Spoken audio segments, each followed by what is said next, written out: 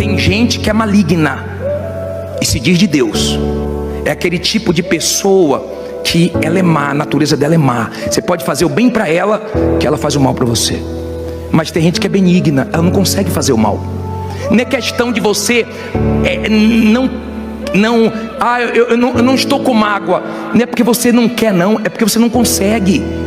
Você não consegue fazer mal a ninguém. É capaz de ter pessoas que fez mal para você e hoje depende de você, e você não se vinga, você ajuda, porque você olha com misericórdia. Você é uma pessoa de Deus. Você não quer mal de ninguém. Você não se alegra com a derrota de ninguém. Tem gente, quando vê alguém que fez mal para ela, tá vendo? Mexeu comigo. E ainda ora, não, Deus vai pesar a mão, que cai um raio lá.